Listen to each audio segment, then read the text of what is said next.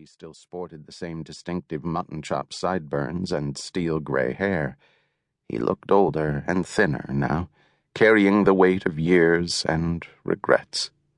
His degenerative limp was much more pronounced. He had retired at the end of the last rebellion and intended to stay out of the limelight, wanting nothing more than to tend his grapevines, play with his grandsons, and let his son Escobar be the next renowned military hero. But as the new rebellion went sour, Percival had been dragged out of retirement and pressed back into service at the Diadem's command.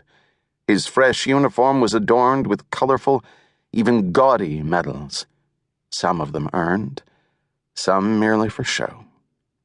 Forcing himself not to show weakness or hesitation despite his chronic limp, he strode at a brisk pace that exuded authority. With briefing documents tucked under one arm, he walked past fountains and military memorials, obelisks engraved with thousands of names of the fallen. But his thoughts were preoccupied. Diadem Michella and Lord Riamini had requested a special briefing, and Percival knew he would have to tell them what they wanted to hear.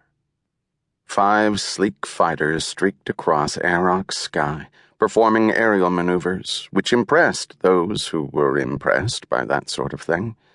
A man like Commodore Hallholm knew that combat would require more than tricks this time. He mounted the marble steps of the pillared headquarters building and glanced at the engraved quotes from past heroic commanders.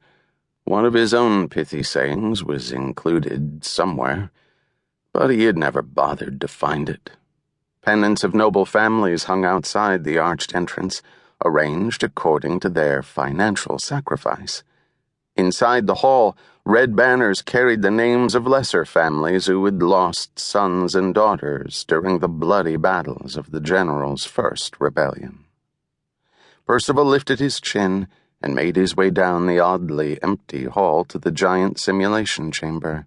With a glance at his chronometer, Commodore Hallholm saw that he was precisely on time, and he entered. The curved ceiling of the simulation chamber was embedded with high-res holographic projectors. During wartime, the chamber had been used for combat scenarios and tactical planning, but in the decade of calm after Adolphus's exile to Hellhole, it was primarily used for wealthy noble officers to experience immersive simulations of the Battle of Sonjeera or other famous engagements, particularly the ones in which Commodore Hallholm had defeated the rebel general. That way, the participants could imagine being heroes themselves. The Diadem and the Black Lord sat in VIP participation chairs in the prime viewing area. They did not rise as Percival presented himself to them. Diadem Michella Duchesnay was so ancient that she might have been a poorly preserved museum piece. Thin and wrinkled, she was not frail, but intimidating in her old age, with bird-bright eyes and quick movements. Defying her own mortality, Michella remained lean and healthy, keeping herself fanatically fit, as if she intended to rule for yet another century. Over her long reign, the old woman had survived many battles, and Percival knew not to underestimate her. Generally, Michella liked to present a sweet, maternal demeanor, convinced that her people loved and adored her, but she was as comforting as a bed of glass shards. Beside her, Lord Riamini sat dressed entirely in black, as usual. The Black Lord was 2 decades younger than Michella.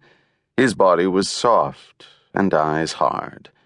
Though he was primarily a politician and businessman, he was not afraid of command and had seen battle firsthand. But unlike a commander who simply had a war to win, Riamini had something to prove. He wanted to be the next Diadem. Percival held out his briefing papers. "I have the report you requested, Eminence." Upon his return to Sonjeera in defeat, the Commodore had offered his resignation, but Diadem Michella refused to accept it. Since then, he felt as if he were more of a military trophy than a useful participant. Now